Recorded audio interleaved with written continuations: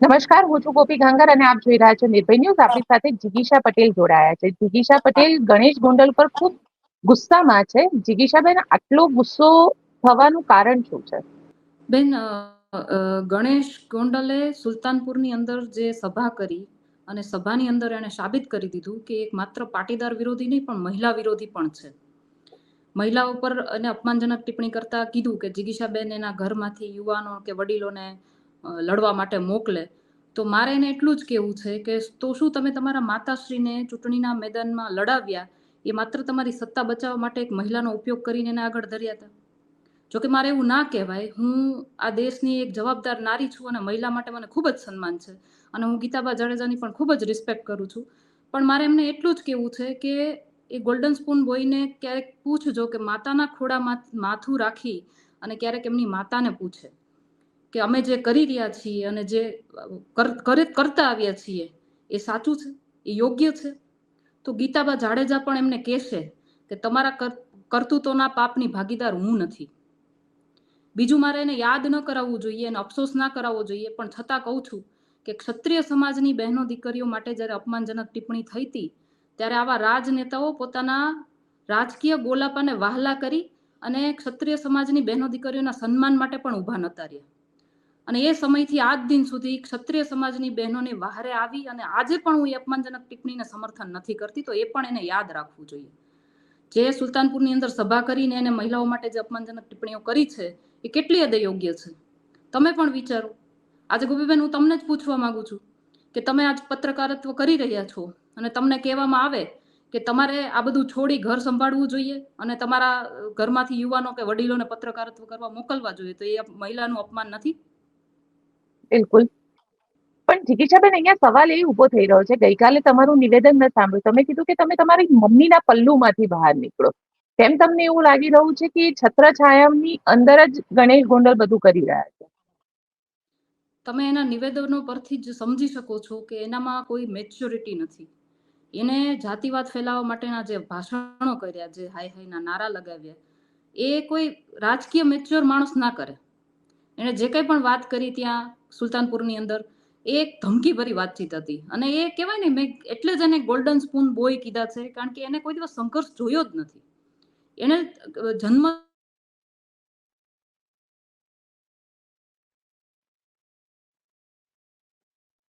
માત્ર ને માત્ર બે છે, એનાથી એને માત્ર ને માત્ર સત્તા ભોગવી છે, સારું જીવન ભોગવ્યું છે. એને શું ખબર હોય કે સુલતાનપુરની અંદર કેટલા મર્ડર થયા છે, કેટલા લોકો મરી ગયા છે, એને ન્યાય મળ્યો છે કે નહીં? એ સુલતાનપુરની અંદર જઈને બોલ્યા છે? એને ખબર બી છે? પણ સવાલ એ ઉભો થાય છે ને કે યુદ્ધ એ જ કલ્યાણ. તમે લોકો સુરતની અંદર બોલી રહ્યા હતા અને સુરતમાં બોલવું ને ગોંડલમાં જવું, આ બંનેમાં બહુ ફરક છે. કારણ કે ત્યાં આગળ ગણેશ ગોંડલે તો એ પણ વાત કરી કે યુદ્ધ એ જ કલ્યાણ. એટલે યુદ્ધ કોઈ દિવસ ક્યારે કલ્યાણ નથી લાવતું. ગોપીબેન, અમે તો પહેલેથી કહેતા આવીએ છીએ કે અમારે કોઈના કાઠલા નથી પકડવા, અમારે કોઈની સામે બાયો નથી ચડાવવી, અમારે કોઈની સામે હથિયાર પણ નથી ઉપાડવા.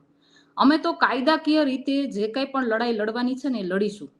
ને યુદ્ધનો મતલબ, પહેલાના જમાનામાં હથિયારધારી યુદ્ધો થતા હતા, પણ યુદ્ધ તો ગાંધીજીએ પણ કર્યું હતું, સત્યાગ્રહ ગાંધીજીએ પણ કર્યો હતો.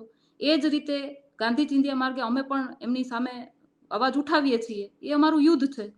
અને બીજું મારે એ કહેવું છે કે સુરતની અંદર વિનુભાઈ સિંગાડાની પ્રતિમા માટે અમે લોકો ભેગા થયા હતા. એની પ્રતિમા સ્થાપના માટેની મિટિંગ હતી.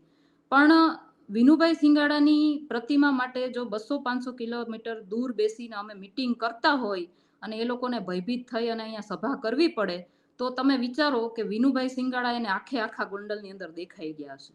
જોકે હયાત નથી, પણ છતાંય આજે એના નામનો ડર એમનામાં ક્યાંક ને ક્યાંક જોવા મળે છે. અને હજી તો અમે મિટિંગ કરી છે અને એ લોકોને સભા કરવી પડી. તો જ્યારે અમે સભા કરશું ત્યારે કેવો રેલો આવશે? અને હું તો એ લોકોને કહેવા માંગુ છું કે જેવી રીતે પાટીદારોને ચેલેન્જ ફેંકી છે ને, એવી રીતે ફરી એક વખત જાહેર મંચ ઉપરથી કેજો તમારે રેલો જોવો છે કે રેલી જોવી છે. તમે કહેશો એ ટાઈમે, તમે કહેશો એ જગ્યાએ આવીને કરીશું. કારણ કે એમને તો ચેલેન્જ કરી જ દીધી ને કે આવી જજો આશાપુરા રોડ ઉપર ગોંડલ, ગીતા વિલા મારા ઘરનું નામ છે, રાતના 12 થી હું જાગતો હોઉં છું. દરેકને ચેલેન્જ કરી દીધી. તો મારે એ ચેલેન્જની સામે એટલું જ કહેવું છે કે શું અમને તો એના ઘરના એડ્રેસની ખબર નહીં હોય? એ કે તો જ ખબર પડે. અને એવા એ બણગા ફૂકે છે ત્યાંથી. તો જ્યારે દલિત સમાજે ગોંડલની અંદર રેલી કરી હતી ત્યારે એને એના પપ્પાને કેવું જોઈએ કે ભાઈ જેસીબી લઈને ખાડા ખોદાવાની જરૂર નહોતી, આવા દેવા હતા દલિતોને. શું કામ એને રોકવામાં આવ્યા? શું કામ પોલીસના દાડે દાડા ઉતારવામાં આવ્યા? એનું પાણી તો ત્યાં જ મપાઈ ગયું. પણ સવાલ એ ઉભો થાય છે ને, કારણ કે એવું કહેવાય અને એવું લોકો માને છે જે યુદ્ધ એ જ કલ્યાણ, કારણ કે કોનું સ્લોગન છે ગોંડલની દરેક વ્યક્તિ જાણે છે. અને એવું કહેવાય રહ્યું છે કે 500 કિલોમીટર દૂરથી નિખિલ ડોંગા આમાં એક્ટિવ થયા છે. તમે શું કહો છો? તમે અમારી મીટિંગમાં નિખિલભાઈને ક્યાંય જોયા? કોઈએ પણ જોયા? પણ નામ લેવાતું હતું. નામ લેવાતું હતું, પણ એ ક્યાંય સાથે હતા? જેની સાથે અત્યાચાર થયો એ બધાનું નામ લેવાતું હતું. નિખિલભાઈનું એકનું થોડી લેવાતું હતું. રાજુભાઈ તો સોલંકીનું પણ પછી લેવાતું વિક્રમ હતું. રાણાનું કેમ નામ નથી લેતા? સૌથી પહેલી હત્યા જ વિક્રમ રાણાની થઈ હતી. બેન, વિક્રમ રાણાનો ઇતિહાસ જોઈ લ્યો તમે. વિક્રમ રાણા કોણ હતા? એ શું કામ કરતા હતા? એને કયા ગ્રુપના મેમ્બર હતા અને એ ગ્રુપ શું કામ કરતું હતું? તમે તો પત્રકાર છો, આટલા વર્ષોથી પત્રકારત્વ કરતા હો છો, તમને તો મારા કરતા વધારે ખબર હશે કે સામાન્ય લોકોની જમીન પચાવવા માટેના કેટલા કામો ત્યાં થતા હતા વિક્રમ રાણા થકી. એ તમે વિચારો. તમને લાગે છે કે આ આખા મામલે તમે લોકો જે રીતે, કારણ કે હવે આખું વર્ગ વિગ્રહ તરફ જઈ રહ્યું છે, એક પાટીદાર વર્સિસ ક્ષત્રિય વાળી જે વાત છે એ થઈ રહી છે, એટલે ગોંડલમાં જે પાટીદારો રહે છે એમને પણ આમાં તો તકલીફ થઈ શકે. પણ બેન, હું તમને એ જ કહેવા માંગુ છું કે વર્ગ વિગ્રહ અમે તો ક્યારેય કર્યો નથી. અમે તો તમામ લોકોને સાથે લઈને ચાલીએ છીએ. અમે ગુનેગારોની સામે લડીએ છીએ અને અન્યાયની સામે લડીએ છીએ. વર્ગ વિગ્રહ તો કાલે સુલતાનપુરની સભામાં એમણે ઉભો કર્યો. અને બીજું કે ક્ષત્રિય વર્સિસ પાટીદાર કરવા માટે જે લોકો મથી રહ્યા છે એ લોકોને હું એટલું જ કહેવા માંગુ છું કે જ્યારે ક્ષત્રિય સમાજની બહેનો દીકરીઓને જરૂર હતી અને સામે પરસોત્તમ રૂપાલા હતા, છતાં પણ જ્યારે અપમાનજનક ટિપ્પણીની વાત આવી ત્યારે અમે ક્ષત્રિય સમાજની બહેનો માટે ઊભા હતા અને આજે પણ એ ટિપ્પણીને અમે સમર્થન નથી કરતા. તમે કહી રહ્યા છો કે એ ટિપ્પણીનું સમર્થન નથી કરતા, પણ પાટીદારોને લઈને પણ ગણેશ ગોંડલે કીધું કે અલ્પેશ ઢોલરિયા જે પોતે અલ્પેશ કથેરિયા જે પોતે પાટીદાર આંદોલન વખતે સાથે હતા, તમે પણ એમાં હતા પાટીદાર આંદોલનમાં, 14 દીકરાઓની મૃત્યુ થઈ, કેમ ન્યાય નથી મળી રહ્યો એ પાટીદારના દીકરાઓને? બેન, એ લડાઈ આજે પણ અમારી ચાલુ છે. અમે પરિવાર માટે પણ જે કરવું પડ્યું છે ને બધું જ કર્યું છે અને હજી કરતા રહીશું. એ દુઃખ અમને આજીવન નથી જવાનું અને એના માટે જે લોકો જવાબદાર છે ને એના આજીવન માફ નથી કરવાના. પણ આજે પોતાની સત્તા બચાવવા માટે અમારા સમાજના 14 દીકરાઓના મોતને કહેવાય ને એની લાશોનો ઉપયોગ કરીને જે નિવેદનો આપવામાં આવી રહ્યા છે, તો મારે એને એટલું જ કહેવું છે કે તમારા માતાશ્રી તો ધારાસભ્ય છે. તમે જે કંઈ પણ પાટીદાર અનામતના લીધે જે કંઈ પણ સવર્ણ સમાજને લાભ મળ્યો છે એ તો તમારો સમાજ પણ લે છે. સવર્ણ સમાજમાંથી બધા લોકો એનો લાભ લઈ રહ્યા છે. તો આજે જેવી રીતે અમે લડી રહ્યા છે ને એવી રીતે એમને પણ અવાજ ઉઠાવવો જોઈએ. એમને પણ એમના માતાશ્રી જે ધારાસભ્ય છે એમને સરકાર પાસે જઈને નિવેદન આપવું જોઈએ, અરજી આપવી જોઈએ કે આ બાબતમાં કંઈક સારું પરિણામ આવે અને પરિવારોને ન્યાય મળે. જે પ્રમાણે વાત ચાલતી હતી કે નોકરી આપવામાં આવશે એ પ્રમાણે જે સરકારે જે સરકાર જે બોલા છે એ ઊભું રહે અને એને મળે અને એમને ન્યાય મળે. એવું આજે અમે જ્યારે લડી રહ્યા છીએ તો એમને પણ લડવું જોઈએ. પણ આજે ખાલી સત્તા બચાવવા માટે થઈ અને આરોપો કરવામાં આવી રહ્યા છે એ કંઈક, હું તો એવું માનું છું કે એ અમારા 14 ભાઈઓ માટે પણ અપમાનજનક છે. તમે પોતે ત્યાં ગોંડલ ગયેલા હતા અને જે રીતની લો એન્ડ ઓર્ડર સિચ્યુએશનની વાત કરવામાં આવે છે અને મેહુલ બોગરાના નામને લઈને કીધું કે પોલીસને બદનામ કરે છે.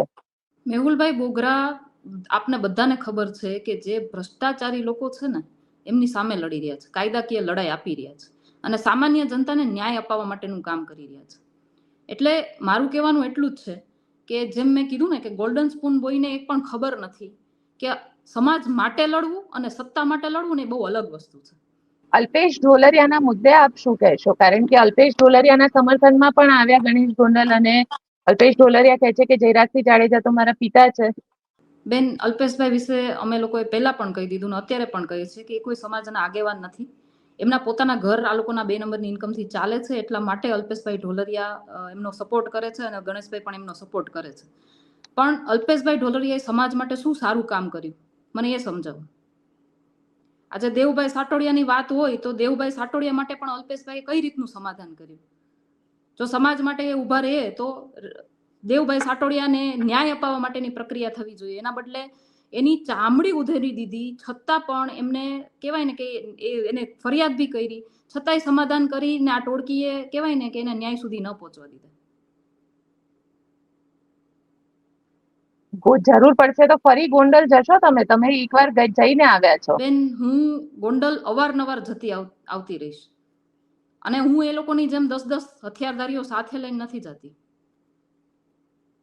એકલા જ જઈએ છીએ. આની પહેલા પણ જ્યારે ગઈ હતી ત્યારે કોઈ પણ પ્રોટેક્શન વગર ગઈ હતી, એકલા ગઈ હતી અને ત્યાં મીટિંગ પણ કરીને આવી. અને હજી પણ જ્યારે પણ ગોંડલવાસીઓને મારી જરૂર પડશે ને ત્યારે હું આવીશ.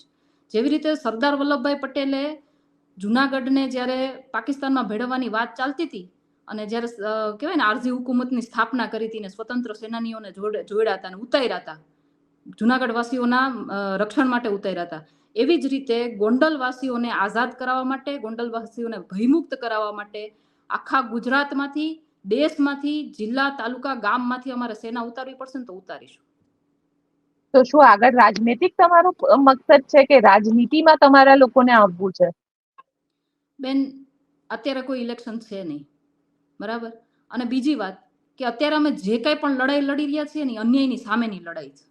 ત્યાંના લોકોમાં જે ભય છે ને એને ભય મુક્ત કરવા માટેની લડાઈ લડી રહ્યા છીએ, અને આરોપીને યોગ્ય સજા થાય ને એના માટેની લડાઈ લડી રહ્યા છીએ.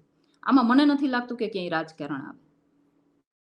જિગીશાબેન, આપ અમારી સાથે જોડાયા તેના માટે આપનો ખૂબ ખૂબ આભાર. તો આપ શું વિચારો છો મને કોમેન્ટ બોક્સમાં ચોક્કસથી લખીને જણાવજો, અને અમારી ચેનલ નિર્ભય ન્યૂઝને લાઇક, શેર અને સબસ્ક્રાઇબ કરવાનું ભૂલશો નહીં. આભાર.